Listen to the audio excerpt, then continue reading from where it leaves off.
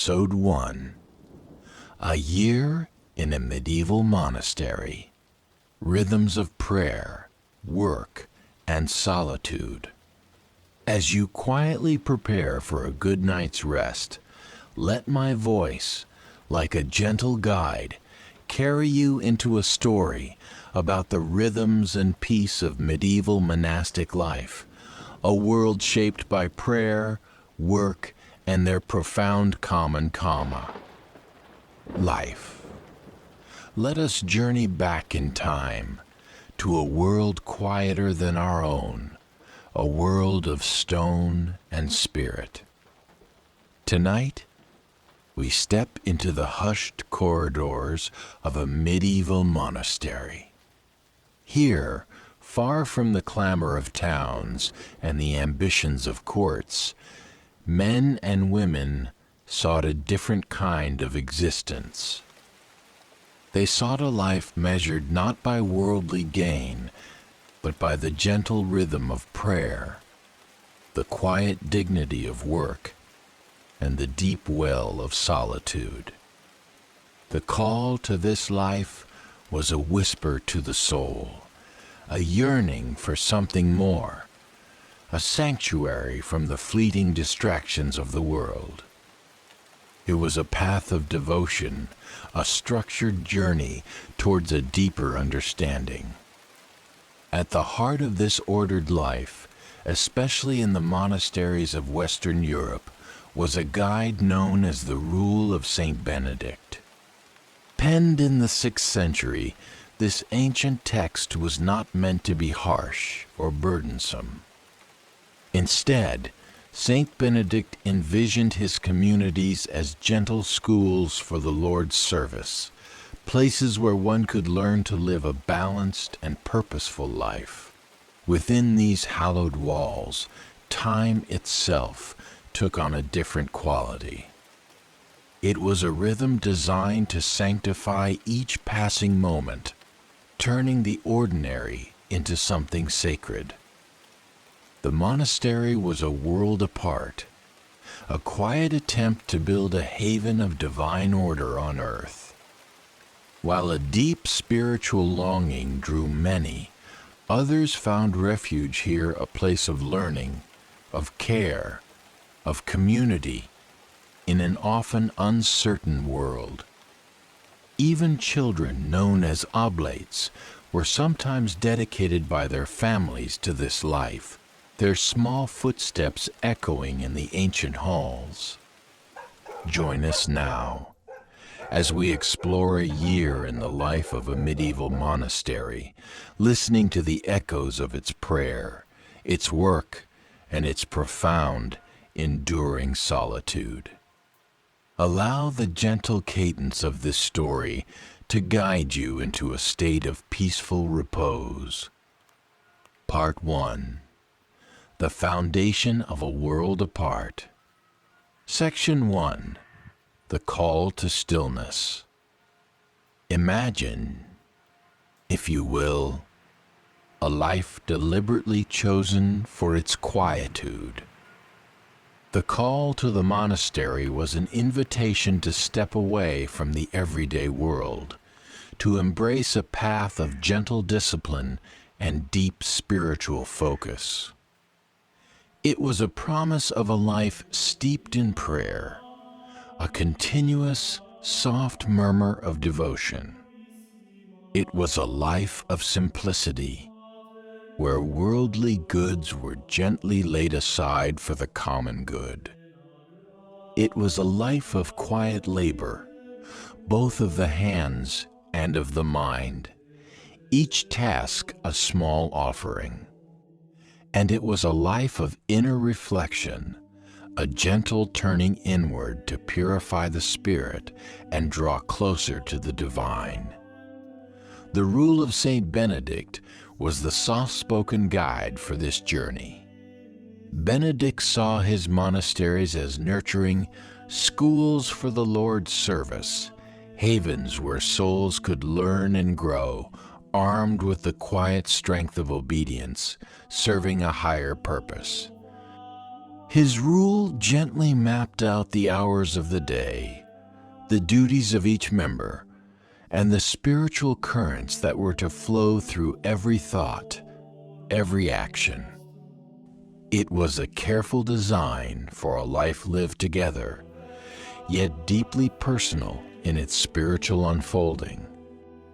The monastery itself was envisioned as a self-contained world, a sanctuary of order in a medieval landscape that often knew turmoil. It offered not just spiritual shelter, but also became a quiet guardian of learning, a place where ancient knowledge was carefully preserved and where the sick and the weary could find gentle care. The very stones of the monastery, the curve of the cloister inviting inward thought, the church reaching towards the dawn, all spoke of a desire to create a space of peace, a reflection of heavenly calm on earth. This quiet pursuit of a divinely ordered life was a gentle counterpoint to the often restless world outside its gates. Many paths led to the monastery doors. For some, it was a clear, undeniable call of the spirit, a deep wish to dedicate their lives entirely to the divine. For others, in a time of limited opportunities, the monastery offered a unique haven. Younger sons of noble families, with no lands to inherit, might find a quiet dignity within the church. Women, too, could discover in the convent a space for learning and spiritual expression often unavailable elsewhere. And for many, the simple promise of security, of learning, of gentle care in an uncertain world was a comfort. Whatever their first steps, those who crossed the threshold embarked on a quiet, lifelong journey of shaping the self, guided by the gentle yet profound ideals of monastic life. Section 2. The Unseen Architecture of Time, the Daily Office. Life within the monastery walls moved to an ancient, unseen rhythm, an architecture of time known as the Horarium, or the Divine Office. Imagine a cycle of 8 prayer services, like gentle markers, punctuating the day and the quiet of the night. This work of God, the Opus Dei, was the monk's most cherished duty, the very soul of the monastery. This sacred sequence, laid down by Saint Benedict and echoing even older traditions, was a constant, gentle hum beneath all other activities. The day, or rather the night, began with matins, also called vigils or nocturnes. Monks would rise in the deep stillness, often around 2 in the morning, for this long, quiet service of psalms, readings, and prayers. As the first hint of dawn touched the sky, lauds would follow, a prayer of gentle praise, usually around 5 or 6. With the sun's first rays, around 6, came prime. The day unfolded with terce at the 3rd hour, roughly 9 in the morning, sext at midday, the 6th hour, and none at the 9th hour, around 3 in the afternoon. As the light softened towards evening, vespers was sung, a prayer of thanksgiving as sunset approached.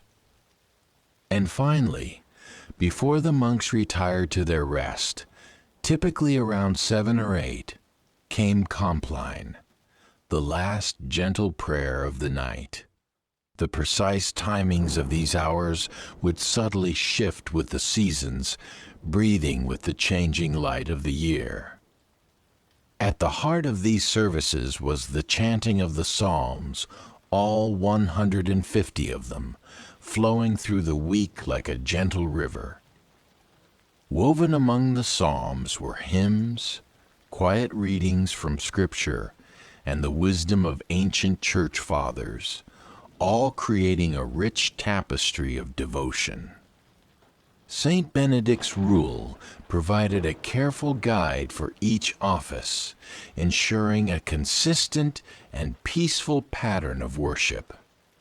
This unending cycle of prayer was more than just a schedule, it was a profound spiritual practice.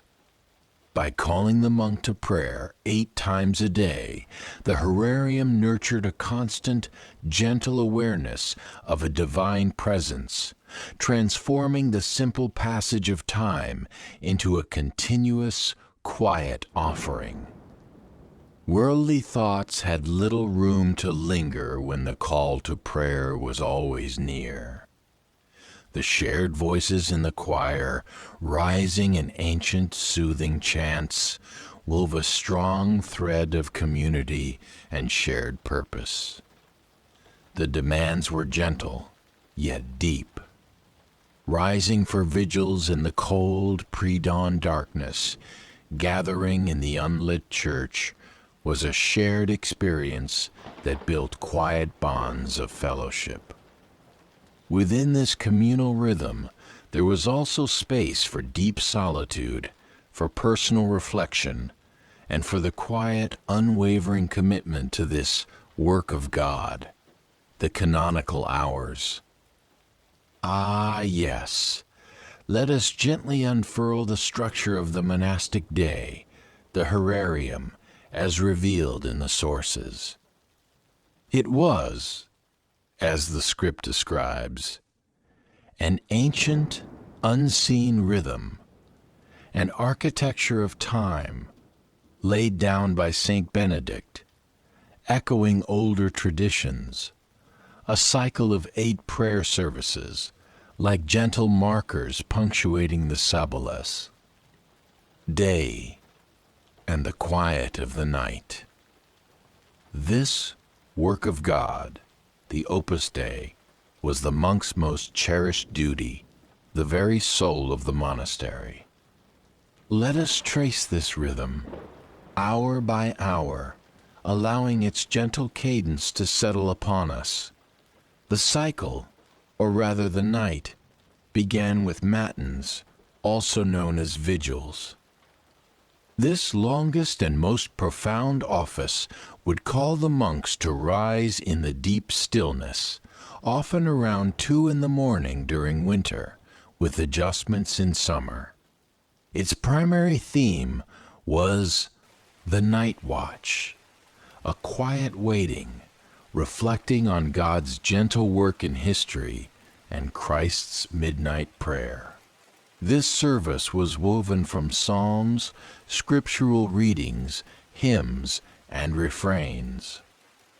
As the first hint of dawn touched the sky, lauds would follow, typically between 5 and 6 in the morning. This was a prayer of gentle praise at sunrise, a soft prayer for the day ahead, celebrating new life in Christ.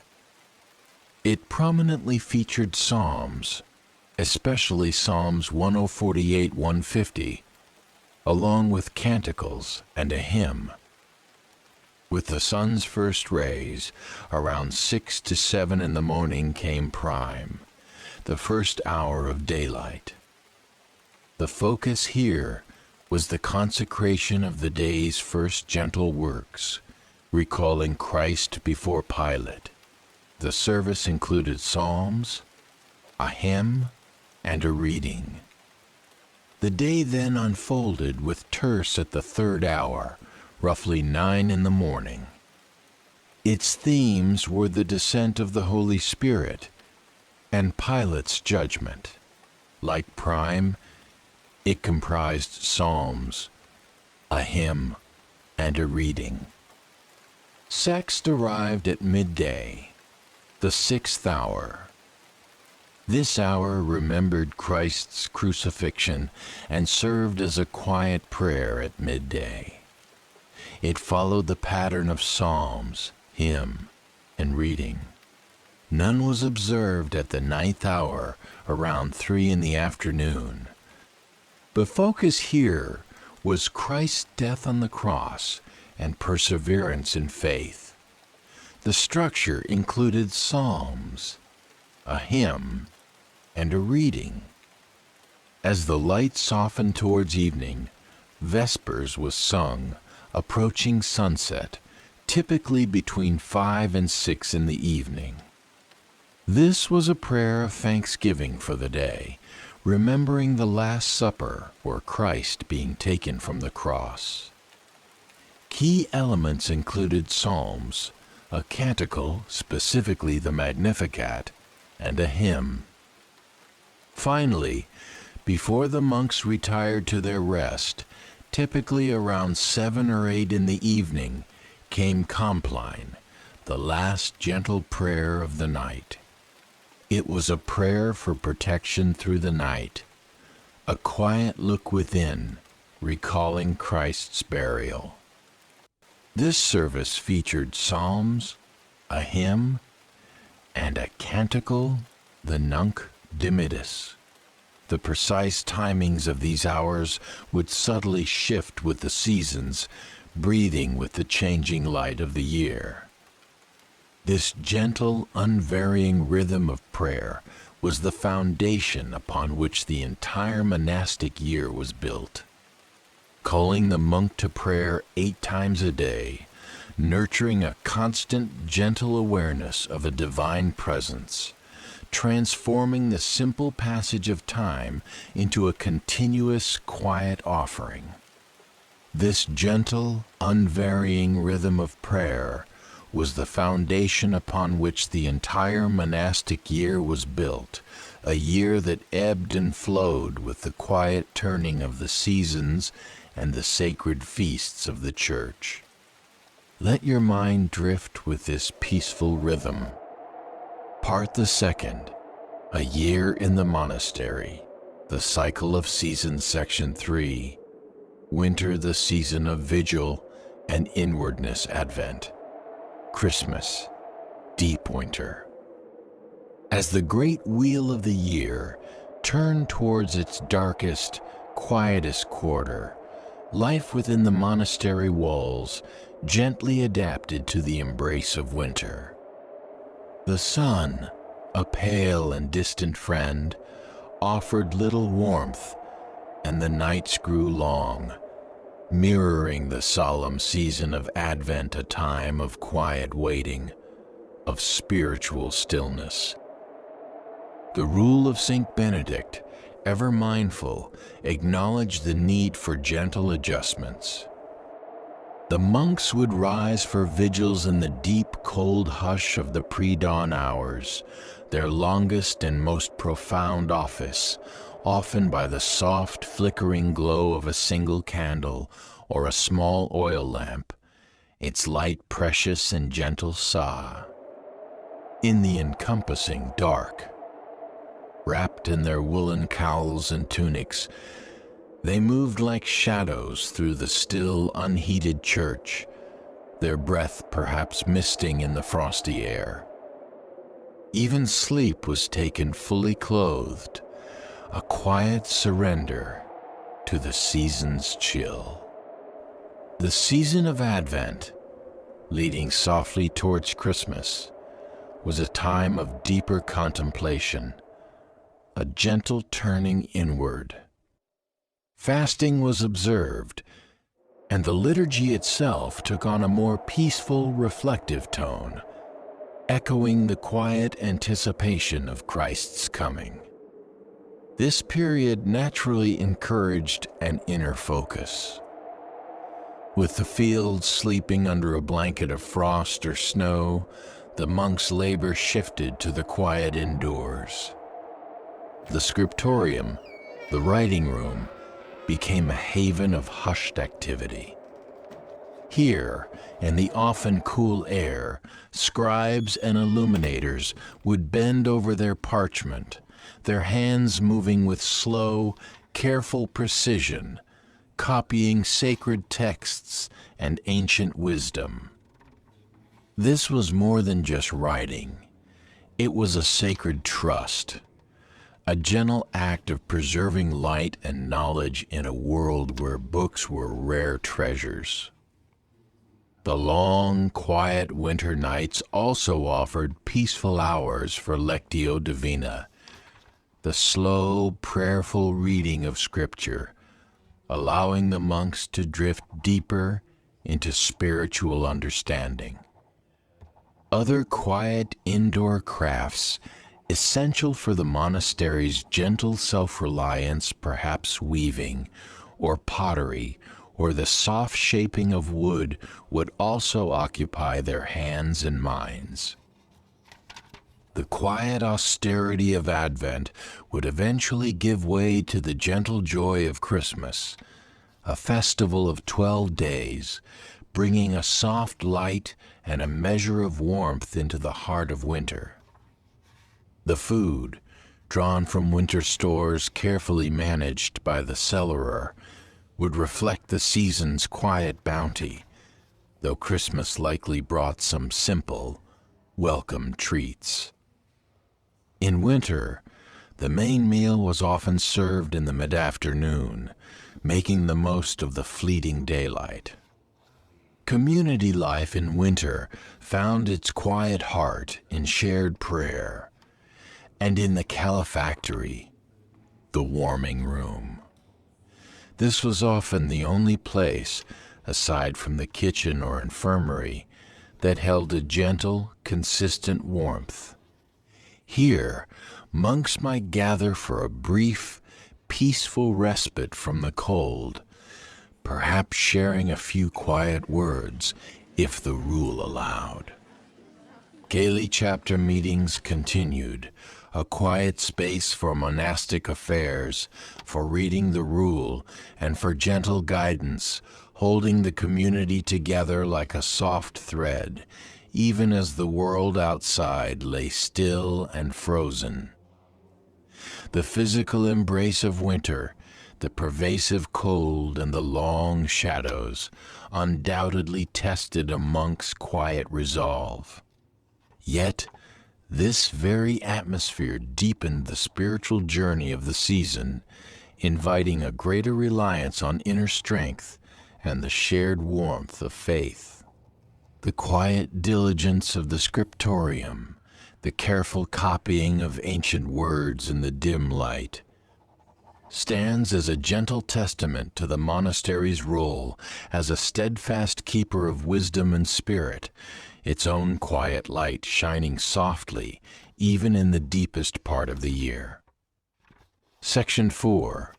Spring, the season of renewal and growth.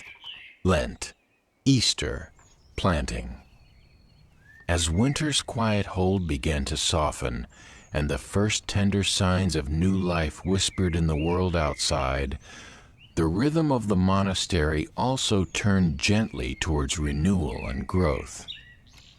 Spring arrived with the deeply reflective season of Lent, a 40-day journey of quiet prayer, gentle fasting, and a turning inward of the heart, all in preparation for Easter, the most sacred and joyful feast of the bowl. Christian year. The monastic diet, always simple, became even more so during Lent. The rule of Saint Benedict, which already guided monks to abstain from the meat of four-footed animals, often saw further gentle restrictions during this time, perhaps on dairy or eggs. Fish, if the monastery was near water, might become a more common sight on the refectory table. Each monk was encouraged to find small, personal ways to embrace this season of quiet renunciation, to cleanse himself in holiness, and to correct his faults, as the rule softly advised. This shared experience of gentle self-denial, embraced by the whole community, created a powerful atmosphere of spiritual quietude, deepening the anticipation for the light and freedom of Easter. The peaceful solemnity of Lent flowed into Holy Week, with its profound liturgies remembering Christ's passion, his quiet suffering, and his rest in the tomb. Then, as Easter Sunday dawned, a gentle joy would ripple through the monastery. The church, perhaps adorned with the first wildflowers of spring, would fill with triumphant yet serene chants. The Alleluia, hushed during Lent, would be joyfully and softly restored to the liturgy. The 50 days of the Easter season were a time of sustained, quiet gladness, reflecting the gentle promise of new life. In harmony with this spiritual awakening, the earth itself was stirring from its winter sleep, and the monks' labor turned once more to the land. The rule of Saint Benedict gently guided that from Easter until early autumn, the brothers should labor at whatever is necessary in the fields and gardens, from the quiet hours after prime until the 4th hour of the day. Spring was the time for the plow, often drawn by patient oxen, to turn the soil that had rested through winter. In the monastery's gardens, the kitchen garden for wholesome vegetables, the physic garden for healing herbs, and the orchard for future fruit seeds were carefully sown, and young plants were tended with gentle hands. This work in the earth was not seen as mere toil, but as a sacred, quiet labor, a way of joining in God's gentle act of creation, and a direct path to sustaining the community. The themes of resurrection and new life, so central to the Easter liturgy, found a soft, tangible echo in the daily work of nurturing the earth. The cycle of Lenten quiet followed by Easter joy was a lived story, felt deeply in spirit and body, reinforcing the gentle Christian narrative of sacrifice and renewal. And so, the monks returned to the soil in spring, filled with the peaceful energy of Easter, transformed their labor into a profound, quiet expression of faith, a gentle cooperation with the unfolding of divine providence. Section 5. Summer, the season of labor and light Pentecost, haymaking, early harvest. The arrival of summer brought with it the longest, brightest days of the year and the gentle peak of the agricultural calendar. This was a season of quiet, steady labor, where the monastic commitment to labor to work found its most visible and sustained expression.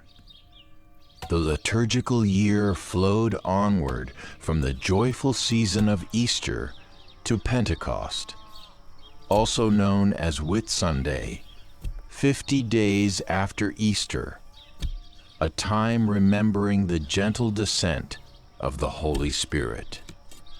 After Pentecost, the Church entered a period known as Ordinary Time, a season marked by a calm, unfolding rhythm of daily prayer and quiet reflection upon Scripture, without the intense focus of the major feasts.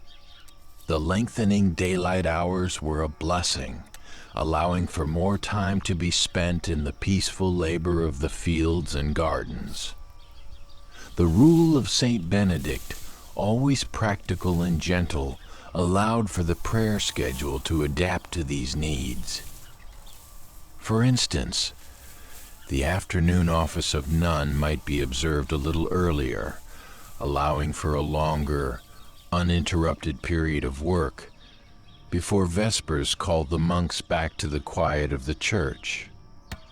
This gentle flexibility shows a core wisdom of Benedictine life, a harmonious balance between the Opus Dei, the work of God in prayer, and the essential work of hands that sustained the community. It was a down-to-earth spirituality, understanding that the monastery's ability to be a haven of prayer depended on its capacity for quiet self-reliance. Summer was the time for tending the growing crops, a patient daily task of keeping the weeds at bay, often with simple hoes under the warm sun. Haymaking was a vital activity, the monks moving with rhythmic grace, their scythes whispering through the tall grasses that would become precious fodder for the livestock in the winter to come. The first gentle harvests of certain fruits and vegetables would begin, bringing fresh, wholesome goodness to the monastic table. The rule itself softly underscored the spiritual dignity of this labor. If the circumstances of the place or their poverty should require that they themselves do the work of gathering the harvest, let them not be discontented, for then are they truly monks when they live by the labor of their hands, as did our fathers and the apostles. Any major building projects or essential repairs to the monastery's ancient stones were also often undertaken during the kind weather of summer. The diet in summer would be gently enriched by the fresh bounty from the gardens, a quiet array of vegetables and early fruits, supplementing the usual simple fare of bread and perhaps beans. Yet, the discipline of fasting was not entirely forgotten. The rule advised a gentle fast on Wednesdays and Fridays throughout the summer, unless the monks were engaged in particularly heavy work in the fields, or if the heat was especially strong, in which case the abbot, with his gentle wisdom, could allow a dispensation. The shared, quiet effort in the fields would have woven strong, unspoken bonds among the brethren, a common experience of peaceful fatigue and quiet accomplishment. While the demands of the work might have left a little less time for extended solitary thought compared to the deep quiet of winter, the very act of labor, performed with diligence and offered with a quiet heart, was itself a form of prayer, a lived, gentle expression of the Benedictine ideal, ora et labora, pray and work, in peaceful harmony. Section 6. Autumn, the season of harvest and reflection. Michaelmas, All Saints. Preparation for winter. As the warmth of summer gently mellowed into the crisp, clear air of autumn, the monastery entered a season of quiet culmination and thoughtful preparation. This was the time of the main harvest, when the fruits of the year's patient labor were gathered in, and the community worked with a calm diligence to secure its sustenance for the lean, quiet months of winter that lay ahead. The liturgical calendar, too, shifted its gentle focus, with feasts like Michaelmas, honoring the Archangel Michael, and later, All Saints' Day and All Souls' Day, prompting quiet reflections on gratitude, the communion of saints, and the peaceful remembrance of those who had gone before. The fields, the orchards, and any vineyards the monastery might possess hummed with a quiet, purposeful activity. Grains were reaped with steady hands, threshed with rhythmic care and stored away. Apples, pears, plums, and nuts were gently gathered from the orchard trees. If grapes were grown, they were harvested now for the making of wine, a simple beverage often permitted in moderation by the rule. The cellarer, the monastic official entrusted with all provisions, played an especially vital and quiet role during this period. His careful, thoughtful management of the harvest and its storage was crucial for the community's gentle survival through the coming winter. A good harvest meant not only enough food, but also the ability for the monks to continue their spiritual duties without undue hardship, in peace and quiet. A significant part of autumn's work was dedicated to the gentle art of food preservation. Meats and fish, if part of their diet or for the sick, were carefully salted, smoked, or dried. Fruits were transformed into simple jams and jellies, and vegetables were pickled with care. Ale and cider might be brewed, and wine made and laid down in casks. Firewood, so essential for the warming room and the kitchens during the cold months, was gathered and neatly stacked. The monastery buildings themselves were inspected and repaired, made ready for the winter storms. As the days grew shorter and the light began to fade a little earlier each evening, outdoor labor gradually lessened, and the monastic routine began its gentle shift towards the winter pattern. The rule of Saint Benedict thoughtfully dictated that from the 13th of September until the beginning of Lent, the main meal would be taken in the quiet of the mid-afternoon. This change acknowledged the diminishing daylight and the different needs of the body in the cooler season. The liturgical themes of autumn, especially the quiet commemoration of all saints and all souls, combined with the visible, gentle decline of nature, the falling leaves, the softening light, the first touch of frost, created a poignant, peaceful atmosphere for contemplating mortality and the spiritual harvest of a life dedicated to God. The monastic ideal of memento mori, remember death, was not a somber preoccupation, but a gentle reminder to live each day with spiritual awareness, striving quietly for the eternal peace promised by faith. The agricultural harvest, so vital for the body's sustenance, thus found its quiet spiritual echo in the hope of a heavenly reward for a life lived simply and well in the gentle service of God. The monastery, having gathered its earthly bounty, turned its gaze more deeply inward towards the eternal quiet. Part the third, the pillars of monastic existence, thematic explorations. Section 7. Opus Dei, the work of God. At the very heart of monastic life, like a quiet, steady flame, was the Opus Dei, the work of God. This was the daily, unending round of prayer, encompassing both the solemn celebration of the Holy Mass and the 8 gentle services of the divine office.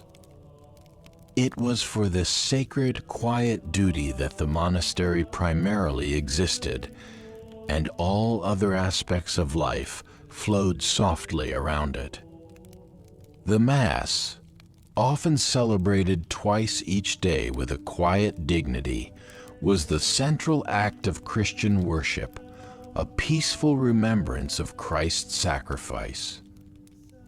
The divine office, with its constant gentle cycle of psalms, hymns, and readings, shaped the monk's entire sense of time, transforming each moment into a continuous, soft offering of praise and quiet supplication.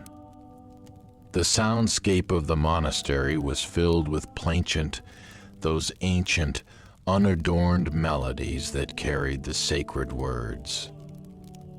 This music, sung in unison by the choir, was not merely for beauty's sake. It was an integral part of the prayer itself, designed to lift the soul and create an atmosphere of profound, peaceful reverence. The cantor, or precentor, was a key figure in this sacred, gentle performance. He was the keeper of the music and chant, responsible for teaching the soft melodies, leading the choir with a gentle hand, and ensuring the correct and beautiful unfolding of the liturgy.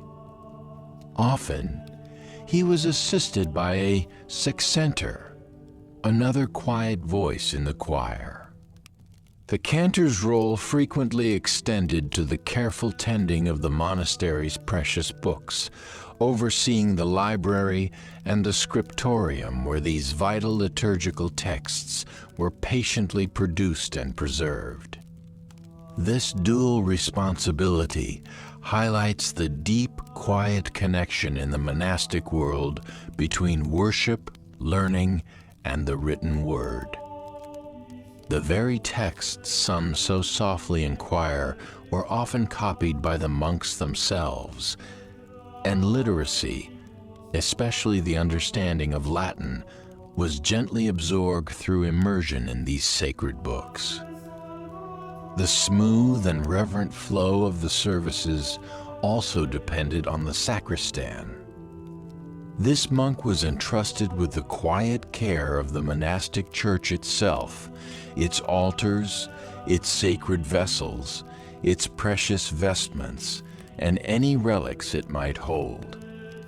He ensured that candles were lit, their flames flickering softly, that bells were rung with a gentle toll to call the brethren to prayer, and that all was peacefully prepared for the elaborate rituals that marked the liturgical year.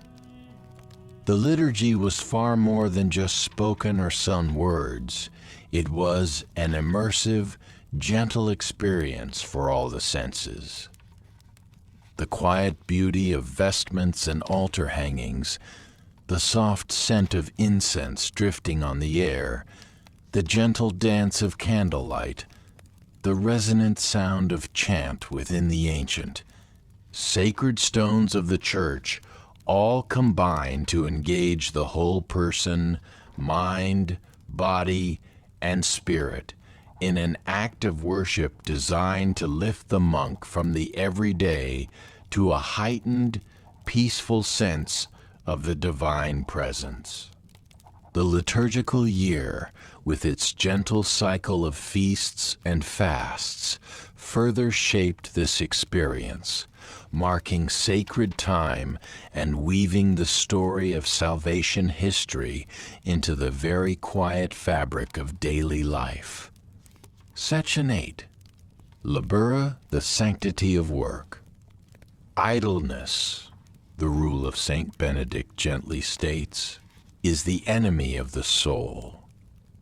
This simple phrase captures the profound importance of work labora in the monastic life. Far from being a mere burden, labor, whether of the hands or of the mind, was seen as a quiet spiritual discipline, a way to cultivate humility, to serve the community with a gentle heart, and to participate in Tibul, God's ongoing peaceful creation. The Benedictine motto, Ora et labora prae, and work speaks not of two separate things, but of their deep, quiet harmony, where all labor, offered with a peaceful spirit, becomes a form of prayer itself. Manual labor was varied and essential for the monastery's quiet self-reliance.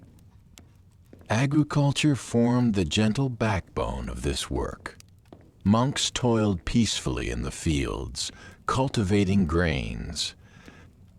They tended spacious vegetable gardens, quiet herb gardens for healing and for simple flavoring, orchards filled with fruit, and perhaps vineyards for wine.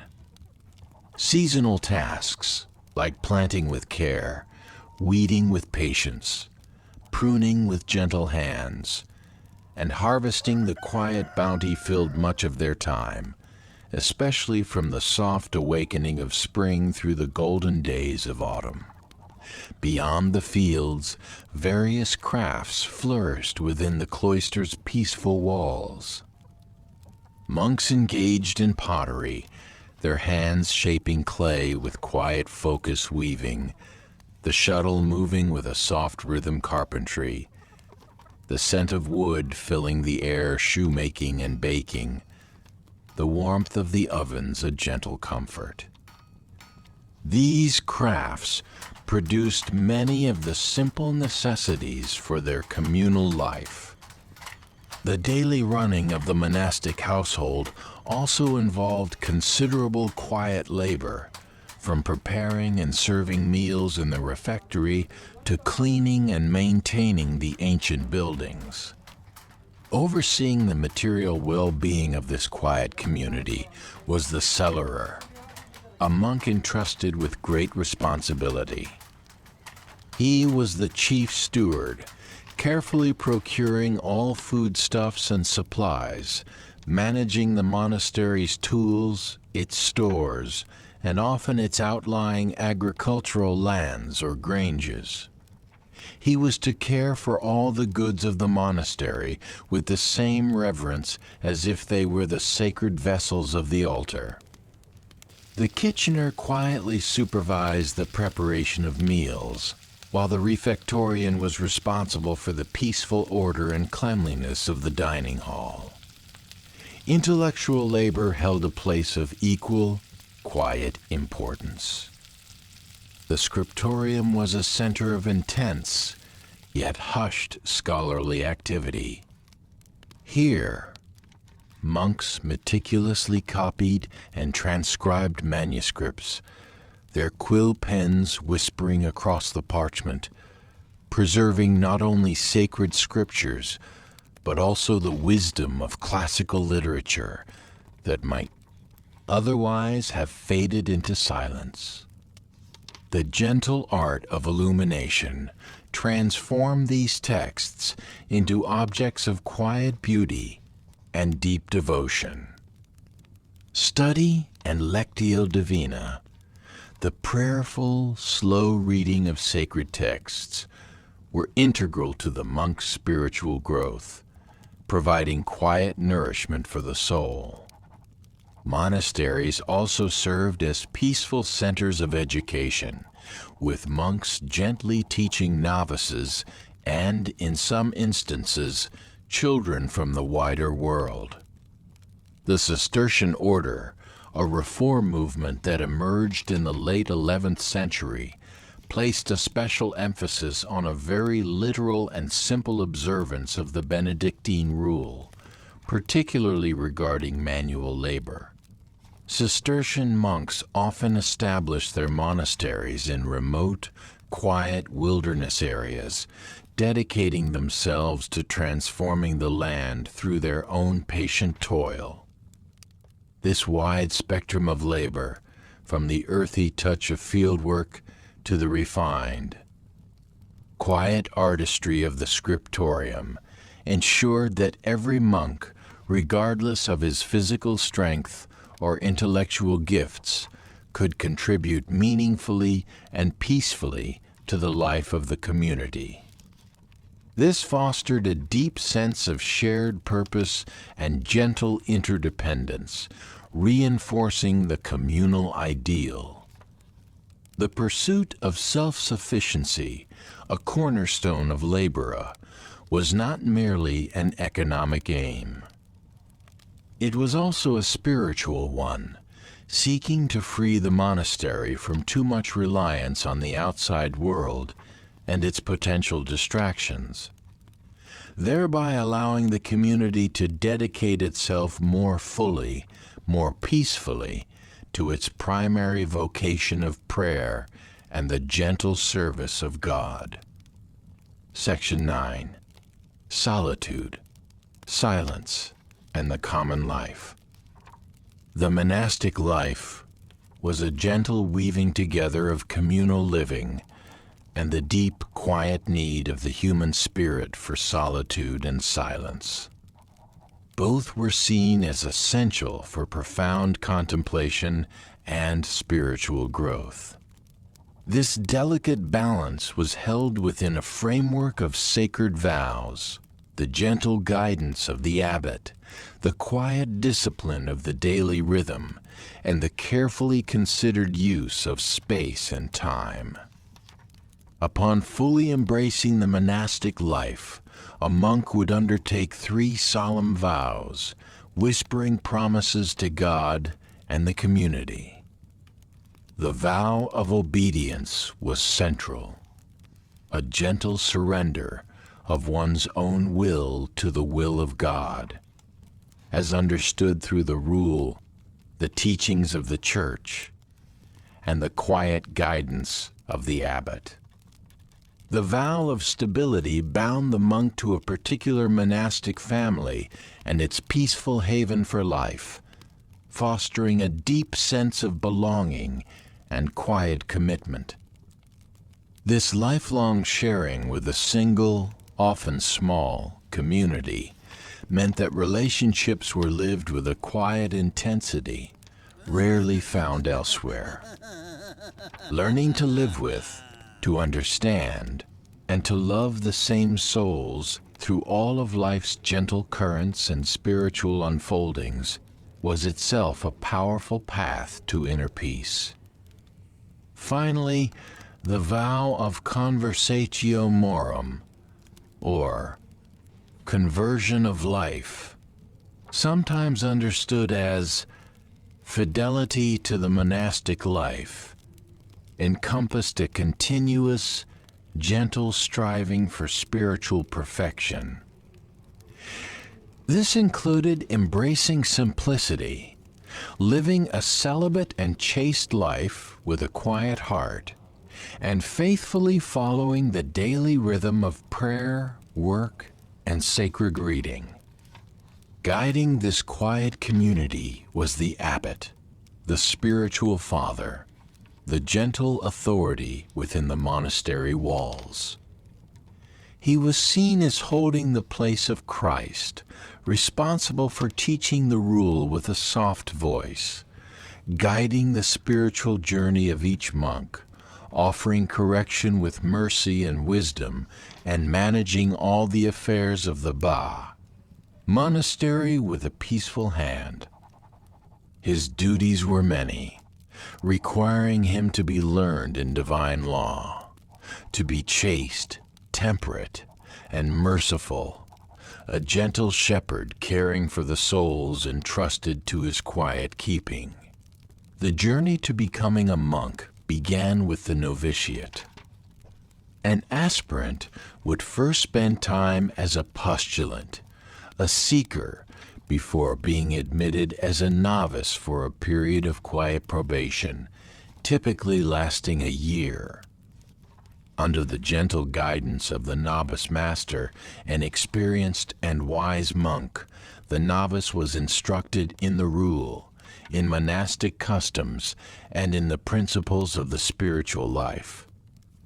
This was a time of quiet testing, of discernment, of gentle shaping, preparing the novice for the solemn, peaceful commitment of vows. Novices often had their own designated quiet areas within the monastery and a slightly modified routine as they learned the gentle ways of the cloister. The chapter house was the quiet heart of the monastery's communal governance and gentle discipline. Here, The monks gathered daily, usually after the peaceful office of prime. The meeting would often begin with a quiet reading from the rule, the martyrology remembering the saints of the day, and the necrology, a gentle remembrance of deceased members and benefactors. The abbot would then address the community with soft words. Monastic business would be quietly discussed, and weekly duties assigned. A crucial part of the chapter meeting was the public, yet gentle, confession of faults and the administration of discipline. In a close-knit community, where silence was often a companion, this formal, quiet mechanism for addressing transgressions and resolving conflicts was vital for maintaining harmony and a sense of shared responsibility, preventing unspoken grievances from disturbing the peace, and offering a path to quiet reconciliation. Silence was a cherished and carefully guarded treasure of monastic life. While not absolute at all times, it was generally observed in key areas like the cloister, the refectory, and the dormitory, and most profoundly during the great silence that descended like a soft blanket after Compline and lasted until lauds the next morning. Designated talking rooms, known as the parlor or locutory, were provided for necessary quiet conversation or meetings with visitors. This pervading quietude was not an emptiness, but a space filled with the potential for prayer, for reflection, for an attentive listening to the presence of God. Within this communal framework, each monk found quiet moments for solitude in private prayer, during Lectio Divina, in the peaceful stillness of a cloister carol, or in the deep, hushed quiet of the night. While Benedictine and Cistercian monks lived a communal life, often sleeping in shared dormitories, other orders like the Carthusians embraced a more solitary, hermitage-like existence, with monks living in working in individual, quiet cells. Yet even in the most communal settings, the monastic rhythm provided ample, peaceful space for the soul's solitary journey with God. Section 10. Within the walls, the fabric of daily life. The spiritual ideals of poverty, chastity, and obedience were not abstract notions in a medieval monastery. They were gently woven into the very fabric of daily life, reflected in the monks' simple clothing, their wholesome food, their approach to health, and their quiet interactions with the world beyond the ancient walls. The monastic habit was a soft, visible symbol of this renunciation and quiet dedication. Its form and material spoke of humility and a gentle detachment from worldly show. Typically, it consisted of a tunic made of coarse, undyed or plainly colored wool, a scapular worn over the shoulders, a piece of cloth seen by some as the most significant part of the habit, a simple girdle or belt, and a cowl or hood that could be drawn up for warmth or during moments of quiet prayer. The rule of Saint Benedict gently guided that the cloth should be bought locally and as inexpensively as possible, a constant, quiet reminder of the vow of poverty.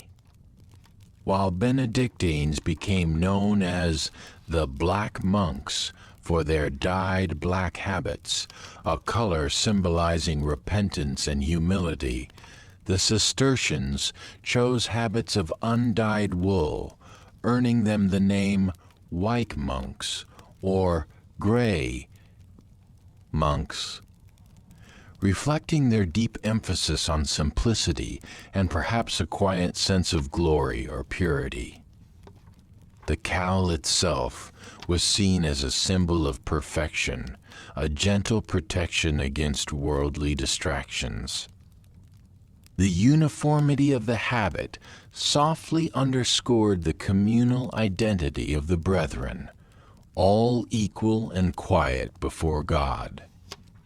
The chamberlain, or vesciarius, was the obedientiary, the monk responsible for the gentle provision, care, and repair of all clothing, as well as bedding, towels, and the arrangements for laundry and bathing. These detailed, quiet regulations from material life were integral to the monk's spiritual shaping, gently stripping away worldly status and fostering a peaceful reliance on God and the community for all they needs.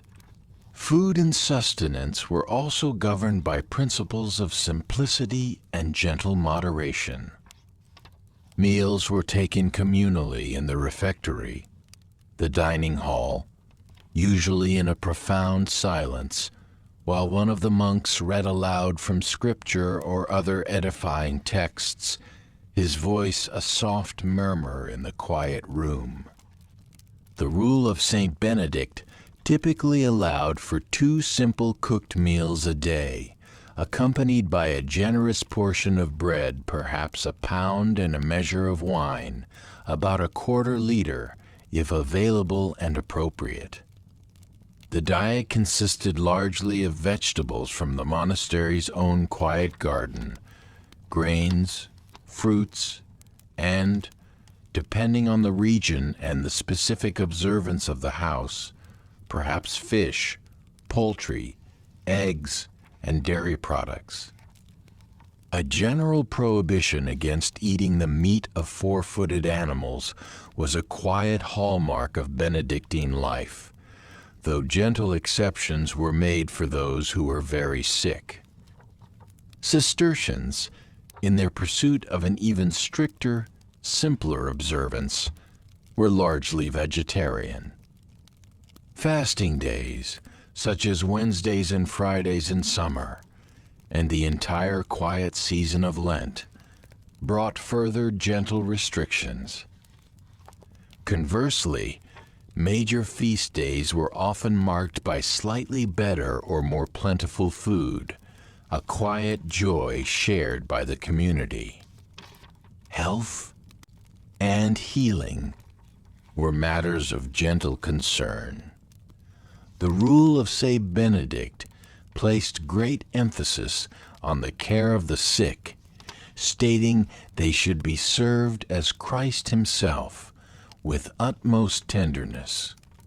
Most monasteries had a separate infirmary, a quiet, dedicated space for sick and elderly monks. The infirmarier was the monk entrusted with managing this peaceful haven, tending to the ill with gentle hands, and preparing medicines. Common ailments of the medieval period included fevers, digestive troubles, respiratory illnesses, skin conditions, and injuries from daily life. Monastic medicine relied heavily on herbal remedies, cultivated with care in the monastery's physic garden. Plants like sage, rue, hyssop, lavender, mint, and comfrey were used to treat a variety of conditions, often based on the ancient medical theory of the 4 humors blood, phlegm, yellow bile, and black bile, which were believed to need gentle balancing for good health. Bloodletting was also a common, though perhaps less gentle, practice of the time. The doctrine of signatures, a belief that a plant's appearance hinted at its medicinal use, also guided their gentle herbal treatments. Monasteries were also havens of hospitality. The rule urged that all guests be received as Christ, with warmth and gentle respect. The guest master was responsible for welcoming visitors, providing them with simple food and lodging, often in a separate, quiet guest house. Hospitality was extended to all, from poor pilgrims on a sacred journey to nobles and even royalty, though the provisions might differ with gentle consideration for their station. Charity to the poor was another fundamental quiet duty. The almoner was the official charged with distributing alms, typically food, clothing, and sometimes a little money to the needy who came to the monastery gates seeking gentle assistance. Many monasteries had an almonry, a specific building or quiet area for this purpose. A special act of charity was the Maundy Thursday foot washing ceremony, where the abbot or almoner would gently wash the feet of the poor in quiet imitation of Christ. Hygiene within the monastery, judged by the standards of the medieval era, often represented a higher level of cleanliness than was common in the world outside. Monks practiced regular hand washing, especially before meals, at a designated washing place called a lavabo or lavatory, which often had a gentle flow of running water. Bathing was offered to the sick as needed for healthy monks, especially the young. It was less frequent, but still practiced in a bathhouse with quiet modesty. Laundry of habits and bedding was a regular, quiet chore. Latrines, known as the rear dorter or necessarium, were usually sited for good drainage, often with running water to carry waste away, a significant and thoughtful sanitary provision for the time. This organized, gentle approach to care and hygiene, while rooted in the medical understanding of the era, reflected a compassionate concern for the body and a practical, quiet application of Christian charity. Finally, guarding the quiet threshold between the monastic world and the secular was the porter or gatekeeper. Stationed at the main gate of the monastery, this was typically a wise, older monk, chosen for his maturity and gentle discretion. He was responsible for receiving guests and messages, controlling access with a quiet firmness, and ensuring the peaceful enclosure was maintained. The rule of Saint Benedict instructed that he should be able to give and receive an answer with all the gentleness that comes from the fear of God and with fervent, quiet charity. Key monastic officials and their core duties. Ah, yes. Having gently explored the unseen architecture of time, the herarium that structured the monastic day, let us now turn our quiet attention to the souls entrusted with guiding and maintaining the peaceful rhythm and fabric of life within the monastery walls. These individuals, the monastic officials, were like quiet anchors, each holding a specific responsibility that contributed to the harmony and gentle functioning of the community. Let us trace their roles, allowing their quiet duties to unfold before us. At the spiritual head of the community stood the abbot. He was the gentle overall governor, seen as holding the very place of Christ within the monastery walls. His duties were profound and required a deep wisdom. He was responsible for teaching the rule with a soft voice, guiding the spiritual journey of each monk, and offering correction with mercy and wisdom. He managed all the affairs of the monastery with a peaceful hand, a gentle shepherd caring for the souls entrusted to his quiet keeping. The abbot had to be learned in divine law, chaste, temperate, and merciful. Monks made a solemn vow of obedience, a gentle surrender of their own will to the will of God, as understood through the rule and the quiet guidance of the abbot. Chapter meetings, held daily, were often opened by the abbot addressing the community with soft words, discussing monastic business, and assigning weekly duties. Overseeing the material well-being of the community was the cellarer. He was the chief steward, tasked with the careful, thoughtful management of all food, drink, provisions, tools, and often the monastery's outlying agricultural lands or granges. His role was vital and quiet, ensuring that all needs were met with quiet efficiency.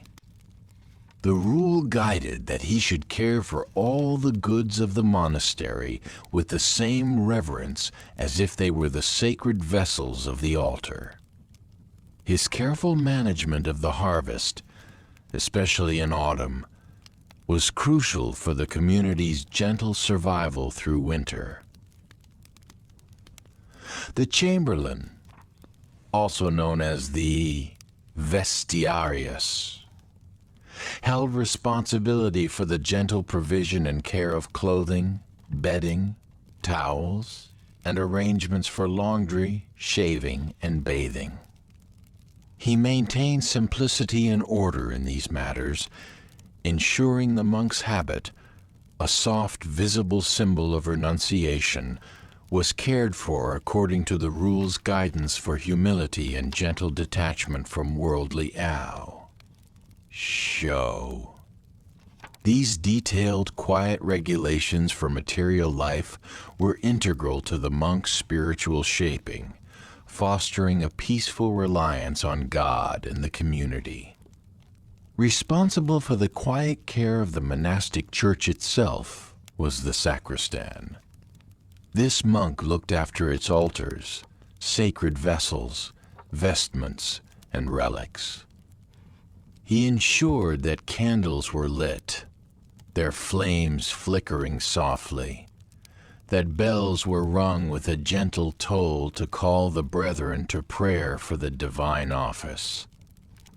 He was also responsible for liturgical preparations, ensuring all was peacefully prepared for the elaborate rituals that marked the liturgical year.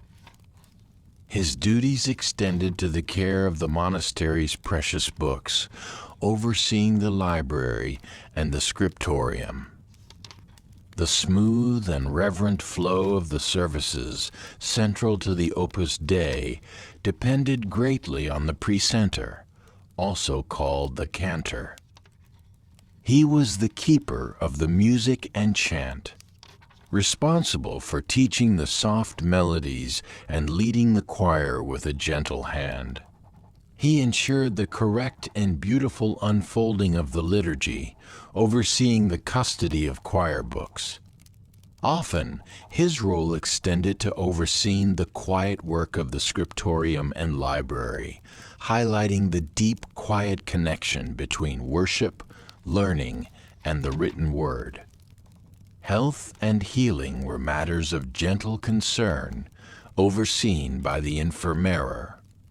This monk was entrusted with the tender care of sick and elderly monks. He managed the peaceful infirmary, a separate, quiet, dedicated space for the unwell. His duties included tending to the ill with gentle hands and preparing medicines, often relying on herbal remedies cultivated in the monastery's physic garden. The rule emphasized that the sick should be served as Christ himself, with utmost tenderness. Monasteries were havens of hospitality. The guest master was responsible for the warm reception and gentle care of guests. He provided simple food and lodging, often in a separate, quiet guest house. He welcomed all visitors as Christ, ensuring hospitality according to the rule, whether they were poor pilgrims or nobles.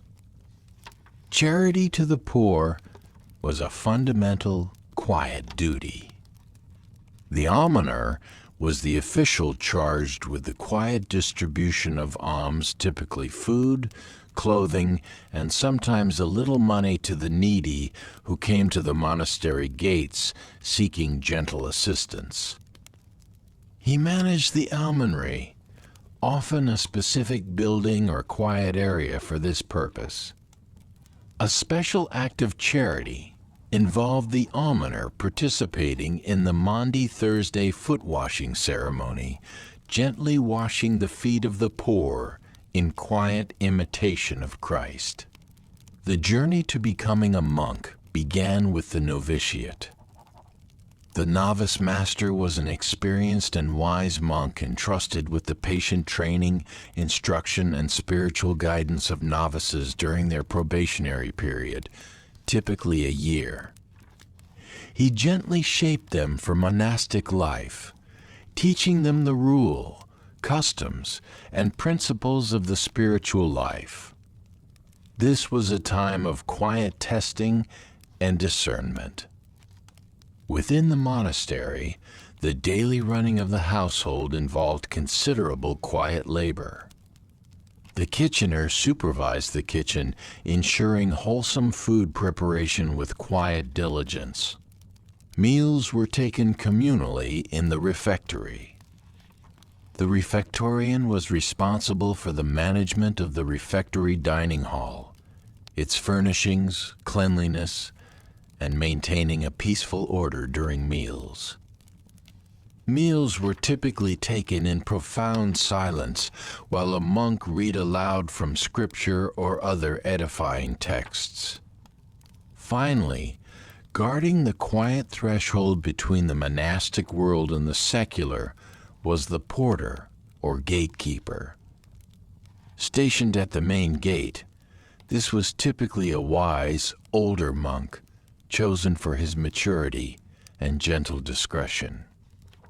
He was responsible for receiving guests and messages, controlling access with a quiet firmness, and ensuring the peaceful enclosure was maintained.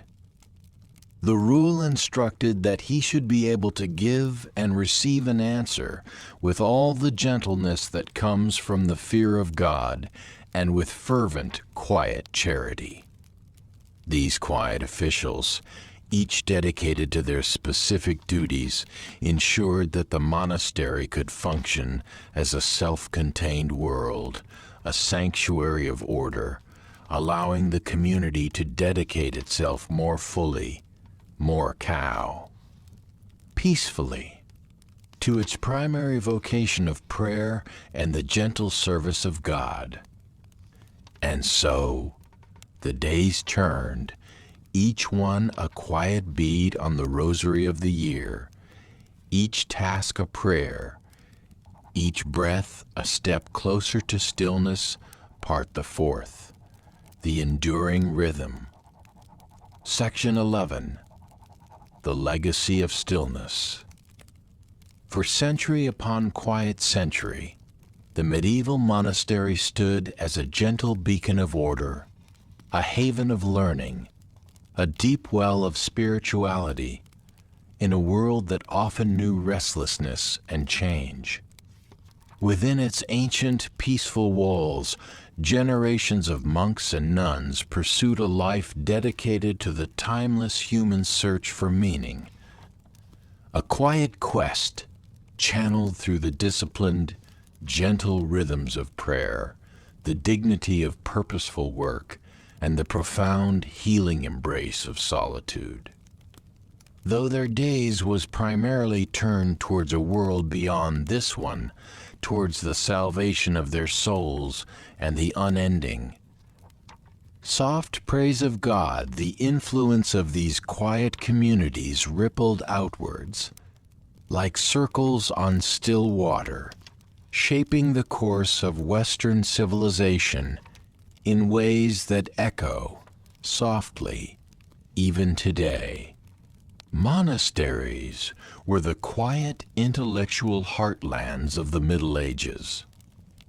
In their scriptoria, the writing rooms filled with hushed concentration, monks patiently copied and preserved not only the sacred texts of their faith, but also the great, wise works of classical antiquity, the thoughtful philosophy of Aristotle, the gentle poetry of Virgil, the eloquent words of Cicero. They formed a vital, quiet bridge of knowledge across the ages. They nurtured literacy and established schools, small seeds from which, in some cases, the great medieval universities would later blossom. This unwavering, quiet commitment to learning ensured that the intellectual treasures of the past were not lost to the winds of time, but were instead carefully tended, studied, and gently passed on. Beyond the realm of scholarship, these communities of quiet souls made lasting contributions to the material world. Their disciplined, thoughtful approach to labor led to gentle innovations in agriculture and the careful stewardship of the land. Monks cleared forests with patient hands, drained marshlands to make them fertile, and introduced new, gentler ways of farming, transforming wild landscapes into productive, peaceful estates. They were quiet pioneers in managing water, in the technology of mills, and in the cultivation of vineyards and healing herbs. The Cistercians, in particular, were known for their skill in farming and their significant role in the wool trade, becoming quiet economic anchors in many regions. The spiritual life of the monastery also nourished a rich and gentle artistic legacy. The desire to beautify the quiet celebration of the liturgy spurred developments in music, especially the serene, flowing melodies of plainchant. Monastic patronage and the creative, prayerful work of monks themselves led to enduring achievements in architecture, those soaring arches reaching for heaven, in the delicate art of manuscript illumination, in sculpture, and in other visual arts that spoke to the soul. The Romanesque and Gothic cathedrals and abbeys, their ancient stones still breathing peace across the European landscape, stand as powerful, quiet testaments to this beautiful fusion of faith and artistry. The medieval monastery, through its steadfast, gentle dedication to ora et labora, to prayer and work, became an unintentional yet potent wellspring of civilization. Its structured, rhythmic life, devoted to a purpose far greater than the self, offered a timeless, peaceful counterpoint to the often fragmented and hurried nature of human existence. This inherent appeal, this deep human longing for order, for meaning, for a quiet connection with something transcendent and eternal, explains why the monastic ideal has endured through so many centuries, periodically re-emerging in new forms and continuing to inspire those who seek a life of contemplative depth in our own ever-changing key. World. The legacy of stillness, so carefully cultivated within those ancient, peaceful walls, is a quiet but persistent echo a gentle whisper, reminding us of the enduring power of prayer, the quiet dignity of work, and the profound, healing peace that can always be found in solitude. And so, as the stars wheel silently overhead, just as they did above those ancient monasteries, let the peace of that distant, quiet world settle over you. Let the gentle rhythm of prayer and work, the deep stillness of solitude, guide you into your own peaceful rest, a quiet haven for your dreams. Sleep now. Sleep deeply the year in a medieval monastery, a cycle of devotion, a life of quiet purpose, echoing through time, a gentle peace for all souls seeking rest